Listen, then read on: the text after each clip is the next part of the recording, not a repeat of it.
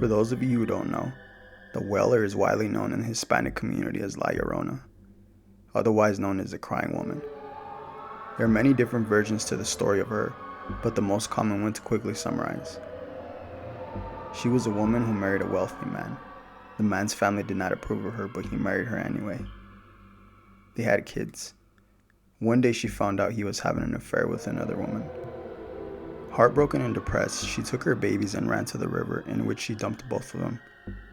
After realizing what she did, some say that she jumped in the river and drowned, while others say that her husband found out and killed her. She allegedly roams the rivers crying and looking for her kids. Now on to my story. I was born and raised in Mexico, but now live in Arizona. I still visit Mexico from time to time on my summer vacations. Mexico is very different from the US.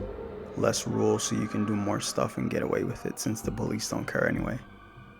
There was a party almost every day, so one night my friend and I decided to go to the party that my other friend was having by his lake house. We arrived at the party and there were a lot of people, good music, drinks. We all decided to split up and do our own thing. Now, I'm kind of a shy guy, so I tend to stay away from larger crowds. I went to the backyard where there was only a handful of people smoking a cigarette.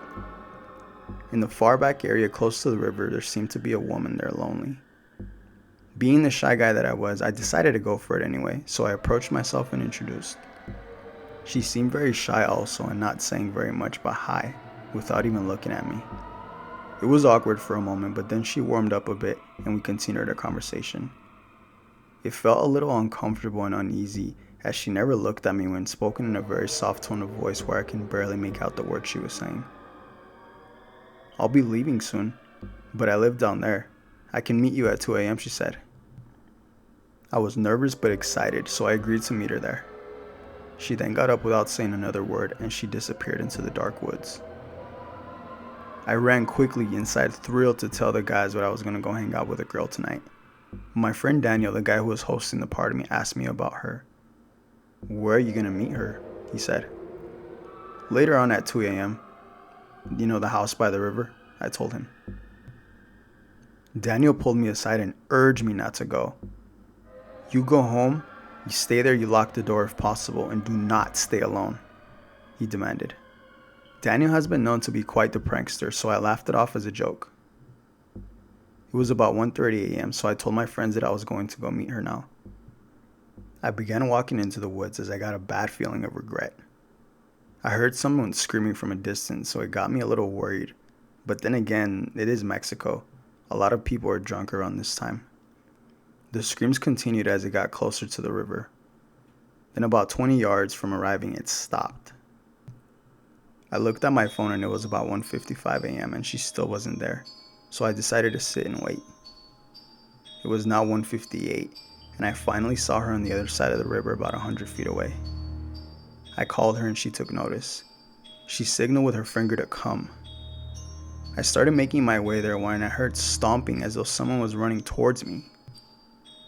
I looked and saw Daniel and the rest of the guys running after me and quickly pulled me. "Run!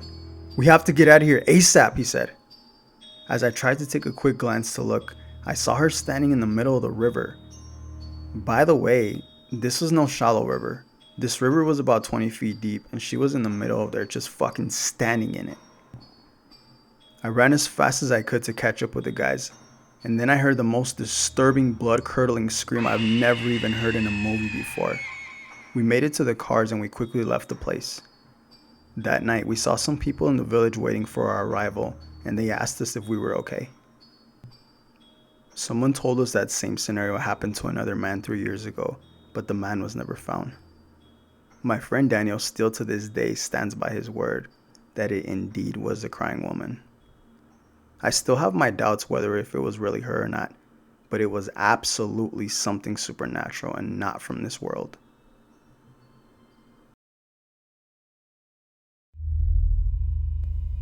This is one of my dad's stories he told me of when he was 24 years old, so I will be sharing it from his perspective.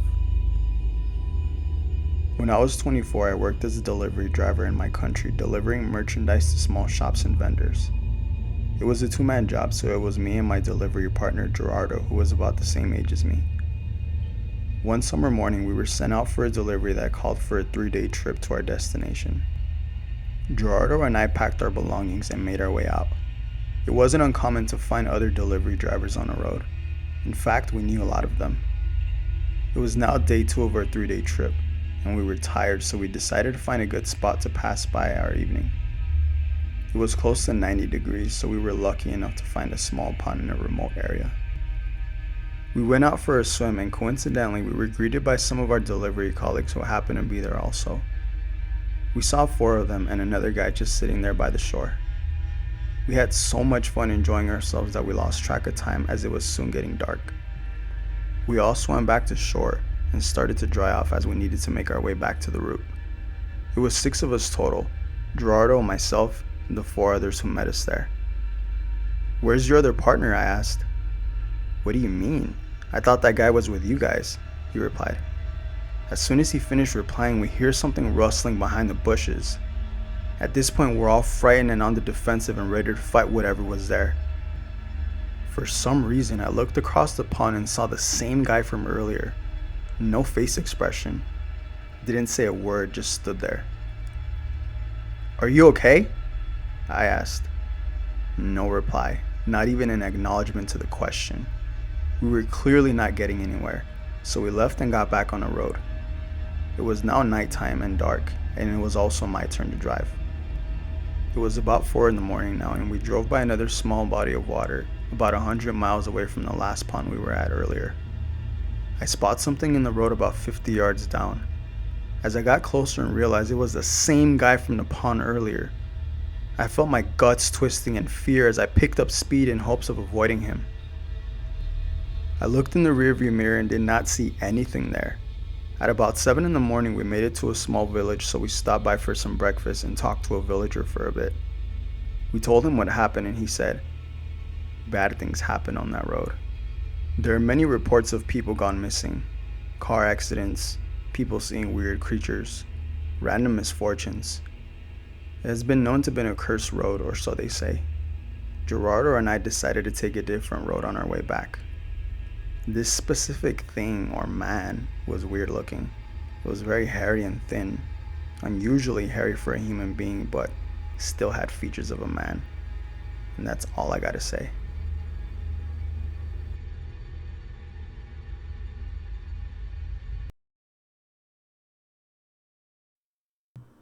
This story took place back in the 1940s in Guatemala to my mother and her mother, which was my grandmother.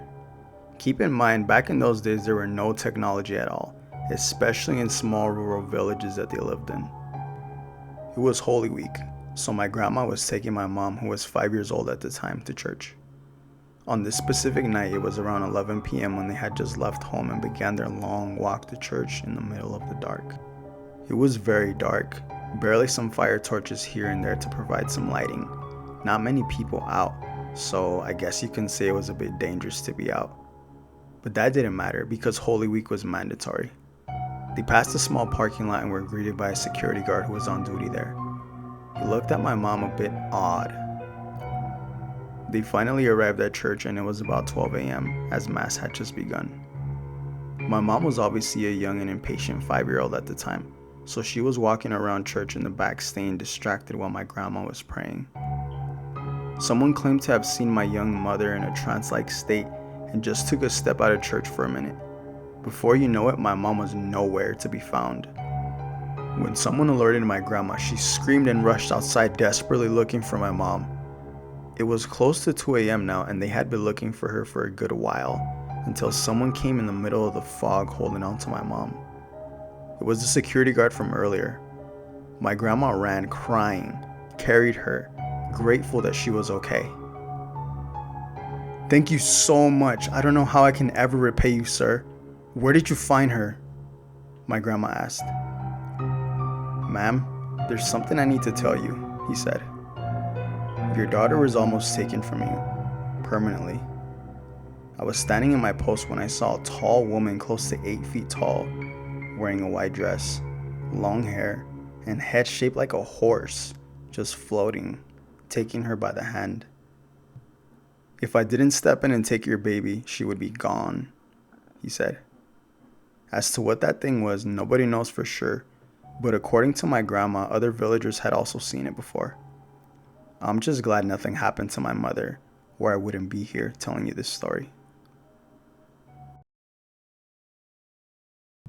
This is a personal experience of mine, me, being the narrator and creator of this channel, so I will be telling it from my own perspective.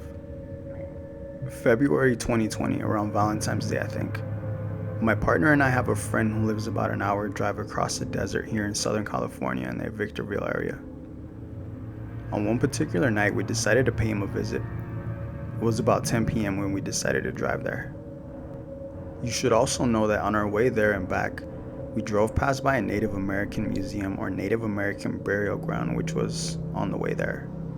We had got to our friend's house around 11 or 11:30. He had previously mentioned to us about paranormal activities occurring in his house. We went inside his house and definitely felt it instantly.